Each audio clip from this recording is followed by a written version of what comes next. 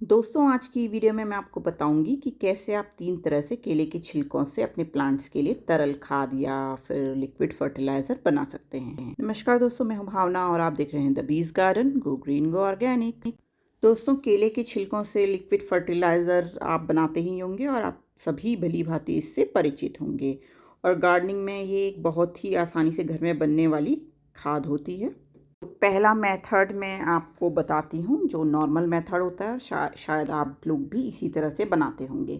तो दोस्तों, इसमें आपको केले के छिलके भिगोने होते हैं पानी में, कम से कम 24 घंटे के लिए भिगोने होते हैं। कुछ लोग ज़्यादा दिन के लिए भी रखते हैं, या 3 से 4 दिन के लिए, या कभी कभार लोग 1 हफ्ते के लिए भी रखते हैं।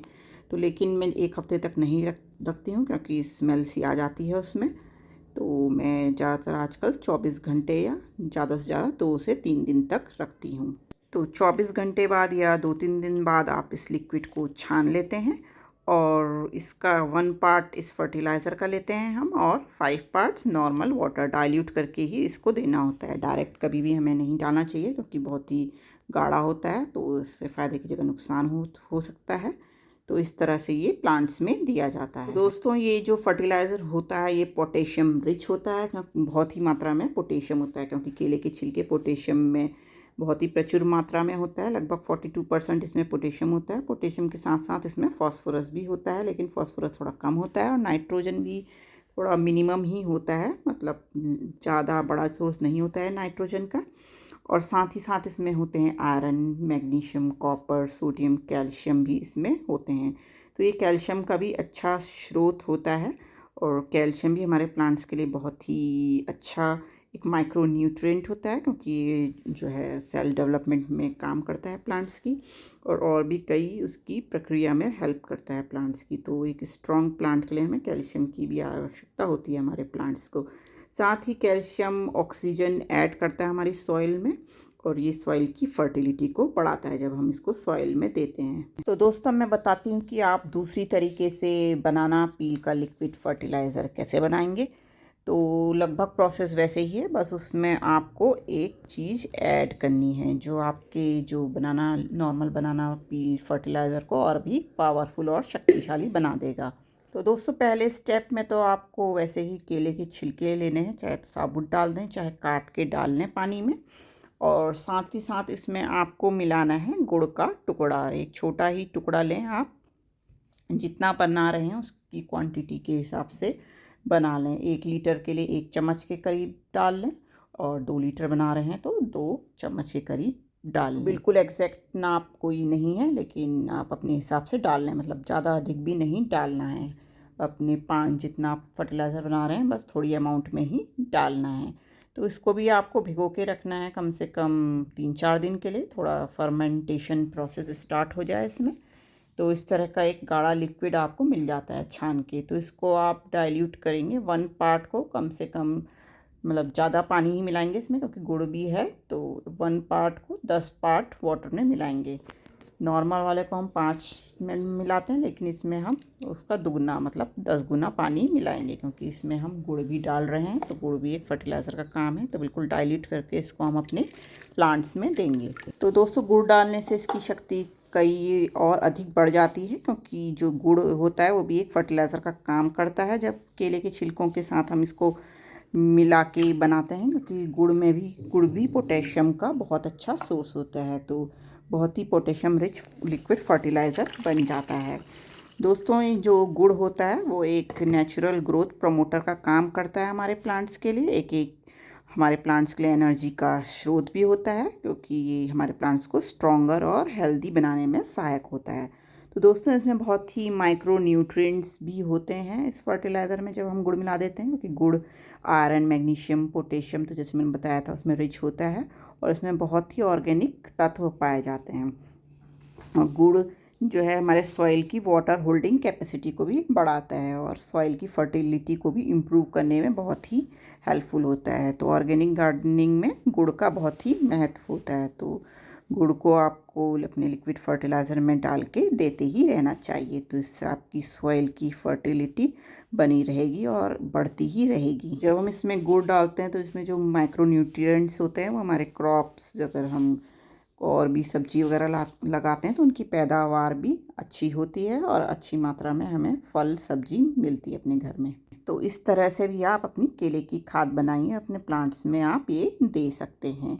तो हर 10 दिन में इस तरह की आप खाद बनाकर अपने प्लांट्स को दीजिए। तो दोस्तों अब बात करेंगे तीसरे मेथड की कि किस तरह हम तीसरे तरीके से बनाना पील से तरल खाद बना सकते हैं। तो अब आगे बढ़ेंगे हम तीसरे तरह की खाद किस तरह से बनाई जाती है तरल बनाना पील से, तो उसकी जानकारी मैं आपको देती हूँ। तो दोस्तों इसके लिए हमें चाहिए होंगे केले के छिलके तो चाहिए होंगे, साथ में पानी और फिर से गुड़ चाहिए होगा और साथ ही साथ एक प्लास्टिक की बॉटल चाहिए होगी जिसका हम कैप लगा के उसको एयर टाइट बना सकें।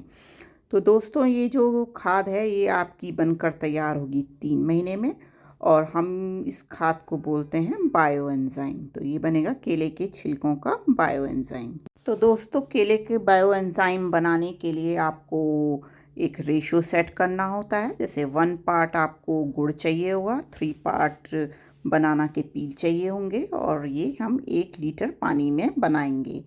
और बोतल हम इसके लेंगे 2 लीटर की आसपास, क्योंकि ये अगर हम 1 लीटर पानी ले रहे हैं तो थोड़ा स्पेस भी बचना चाहिए हमारी बोतल में, क्योंकि जब ये फर्मेंटेशन प्रोसेस होता है बायो एंजाइम बनाने की क्रिया में तो उसमें गैसेस रिलीज़ होती हैं। एनारोबिक प्रोसेस होता है तो उसमें खूब सारी गैस बनती हैं, तो हमें हर दिन ये गैस रिलीज़ करनी होती है, इसलिए थोड़ी बड़ी ही बोतल लेनी है हमें जितना हम बना रहे हैं।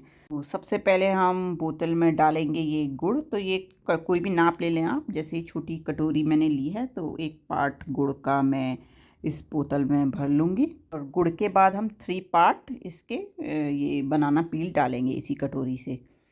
तो अब इसको भी मैं इस बोतल में भर लूँगी। 3 कटोरी भर के मैं ये यूज़ कर लूँगी और ये लिक्विड बनाना पील के जो ये पील बचे हुए थे इनको भी मैं इसी में डाल दूँगी। और आप वेइंग मशीन से नाप के भी ये एंजाइम बना सकते हैं। जैसे 100 ग्राम गुड़ लेंगे, 300 ग्राम पील लेंगे बनाना की और 1 लीटर पानी में आप ये ऐसे करके भी रेशियो ले सकते हैं। बनाना पील भरने के बाद बोतल में अब इसमें हम डालेंगे पानी। तो इस कटोरी का ही मैं 10 भाग पानी इस बोतल में डालूंगी नाप के। तो अब देखिए पानी डालने के बाद भी इतना स्पेस छूटा हुआ है मेरी बोतल में, तो आप भी कोशिश करिए कि ऐसी इतना ही बड़ी बोतल लें अपने इंग्रेडिएंट के हिसाब से, जिससे कि ऊपर भी स्पेस आपकी बोतल में बचे। तो क्योंकि मैं जैसे कि मैंने बताया था इसमें गैस फॉर्मेशन होता है, ये फर्मेंटेशन प्रोसेस होता है और साथ ही इसमें आप डेट डाल देंगे। जिस भी दिन को आप बना रहे हैं तो उसकी डेट आप डाल लेंगे और इसके कैप को एकदम आपको टाइट से बंद कर लेना है, क्योंकि एक एनारोबिक प्रोसेस होता है, मतलब बिना एयर के ये प्रोसेस होता है। और इसको आप एक शेल्फ़ में रख दें और ऐसी शेल्फ़ में रखें जहाँ भूले ना, क्योंकि इसको रोज़ हमें खोलना होगा। तो इसको हम इसमें गैसेस बनती हैं तो इसको ढक्कन को आपको हल्के से खोलना है। तो ये देखिए कितने बबल्स से फॉर्म हो रहे हैं, सब गैस ऊपर को आती है। तो अभी तो जैसे ये नया नया ही बना है तो इसमें कम गैस बनी है। अब धीरे धीरे अगर आप इसको रोज़ नहीं खोलेंगे तो बहुत ही ज़्यादा फूल जाती है प्लास्टिक और एकदम प्रेशर से ऊपर आता है सारा ये जो लिक्विड है। तो कोशिश करिए कि रोज़ ही खोलिए। आपको ऐसी जगह पे रखना है जहाँ आपको ध्यान रहे कि हमें ये बॉटल 1 दिन में 1 बार खोलनी है। तो 1 महीने तक आप लगातार खोलते रहें, फिर इसमें गैसेस बननी कम हो जाती हैं। फिर धीरे धीरे फिर आपको जैसे हर 2 दिन में खोलिए, फिर 3 दिन में, फिर लगभग 3 महीने बाद ये पूरा इसमें डिकम्पोजिशन हो जाता है और आपकी तरल खाद एकदम बनकर तैयार हो जाती है। जैसे मैंने पुरानी खाद बनाई थी अपनी 2021 में, तो 2 साल से भी ज़्यादा हो गया है इसको। तो देखिए जब बिल्कुल डिकम्पोज हो जाता है ये बायो एंजाइम तो कुछ इस तरह से दिखता है। तो ये हमारा खाद बन चुका है केले के छिलकों का। तो इसको अब कैसे यूज़ करना है मैं आपको दिखाती हूँ। तो दोस्तों इसके लिए आपको एक चाहिए होगा मेजरिंग की ढक्कन। तो इसका रेशियो होता है जैसे 5 ml हम डालते हैं 1 लीटर पानी में। तो लेकिन मेरा ये 2 लीटर पानी है तो मैं इसमें 10 ml के करीब डालूँगी, थोड़ा ऊपर नीचे भी हो सकता है। जैसे आप 12 ml भी ले सकते हैं 2 लीटर पानी के लिए, या 1 लीटर में आप 6 ml भी ले सकते हैं, थोड़ा ऊपर नीचे हो जाता है, लेकिन ज़्यादा नहीं डालना होता है क्योंकि ये बहुत ही पावरफुल होता है। इसकी थोड़ी क्वांटिटी भी बहुत ही पावरफुल होती है। तो दोस्तों ये केले का बायो एंजाइम भी बहुत ही एक शक्तिशाली फर्टिलाइज़र होता है आपके प्लांट्स के लिए। ये भी इसमें भी सभी तत्व पाए जाते हैं और जो हमारे प्लांट्स को ज़्यादा न्यूट्रिएंट्स मिलते हैं ये बायो एंजाइम डालने से, और रूट्स में का एब्जॉर्प्शन पावर बढ़ाता है और हमारी इस मिट्टी को भी फर्टाइल बनाता है। तो एक ऐसा नेचुरल फर्टाइल माना जाता है जो बंजर ज़मीन को भी उपजाऊ बना देता है। तो अगर आप इसको रेगुलर यूज़ करेंगे अपनी कंटेनर्स गार्डनिंग में, तो गमलों की मिट्टी हमेशा फर्टाइल बनी रहेगी। तो और मिट्टी उपजाऊ बनेगी तो हमारे प्लांट्स की ग्रोथ भी बहुत ही अच्छी होगी और उनमें पेस्ट अटैक भी बहुत ही कम होगा और हमारे प्लांट्स जो हैं बिल्कुल हेल्दी तरीके से ग्रो होंगे। दोस्तों, इसको डालने से पौधों में जो फोटोसिंथेसिस का प्रोसेस होता है वो बढ़ जाता है और मिट्टी में डालने से इस फर्टिलाइज़र को उसका ऑर्गेनिक मैटर बढ़ जाता है। तो सॉइल का जो स्ट्रक्चर है वो हमेशा इम्प्रूव ही होता है और हमारे प्लांट्स को बहुत ही अच्छे न्यूट्रिएंट्स मिलते हैं इस बायो एंजाइम को डालने से। मतलब कि जब हम बायो एंजाइम के रूप में केले की तरल खाद बना के प्लांट्स को देते हैं तो प्लांट्स जो है उनको अच्छे से एब्जॉर्ब कर पाते हैं, क्योंकि ये एक डिकम्पोज हुआ ही सारा मटेरियल है और डिकम्पोज हुई चीज़ें हमारे प्लांट्स जल्दी एब्जॉर्ब कर पाते हैं। तो अच्छे से एब्जॉर्ब करेंगे तो सारे जो न्यूट्रिएंट्स हैं वो अच्छे से यूटिलाइज़ कर सकते हैं प्लांट्स और उनकी हेल्दी और अच्छी ग्रोथ होती है। तो सभी तरह के फ्लावरिंग फ्रूटिंग प्लांट्स के लिए ये बायो एंजाइम बहुत ही लाभदायक है। तो इस तरह से आप बनाइए और इसकी सबसे अच्छी बात यह है कि इसको आप एक बार बना के रख दिए तो लंबे साल तक ये चलेगा।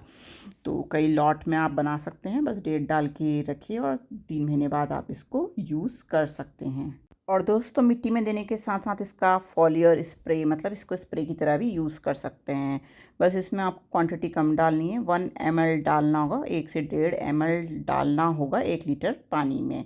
तो मैं यहाँ पे 2 से 2.5 ml डालूँगी अपने 2 लीटर पानी में, क्योंकि फॉलियर स्प्रे के लिए हमें ज़्यादा अमाउंट नहीं चाहिए होता है। तो फॉलियर स्प्रे करने के फ़ायदे ये होते हैं कि प्लांट्स जो हैं पत्तों से भी न्यूट्रिशन लेते हैं, तो न्यूट्रिशन एब्जॉर्ब करेंगे पत्तों के द्वारा। तो इस तरह का आप फॉलियर स्प्रे बनाइए, अपनी स्प्रे बॉटल में भर के आप स्प्रे कर सकते हैं। तो दोस्तों, फॉलियर स्प्रे जब बनाएंगे तो इसको थोड़ा छान भी लें, क्योंकि थोड़े ऊपर पार्टिकल्स बैठे रहते हैं तो कहीं स्प्रे बॉटल में ना फंस ना जाए। तो सभी प्रकार के पौधों में इसका आप स्प्रे कर सकते हैं, चाहे पत्तेदार हों या ऑर्नामेंटल प्लांट्स हो या फल फूल सब्जी के हो, उनमें आप ये डाल सकते हैं। तो ये पेस्ट कंट्रोल में भी हेल्प करता है बायो एंजाइम। तो फ्रेंड्स, आप भी बनाइए ये 3 तरह के बनाना पील फर्टिलाइज़र और आपको कौन सा सबसे ज़्यादा अच्छा प्रोसेस लगा है कमेंट सेक्शन में ज़रूर बताइएगा। तो ये लो कॉस्ट नेचुरल सॉल्यूशन अपने प्लांट्स को दीजिए और अपनी प्लांट्स में फ्लावरिंग बढ़ाइए, फ्रूटिंग बनाइए और उनको हेल्दी रखिए। और इसी तरह के लो कॉस्ट नेचुरल फर्टिलाइज़र की लिस्ट आपको चाहिए तो इस वाली प्लेलिस्ट पर क्लिक कर लेना, मैं आपको वहीं मिलूँगी। Happy gardening.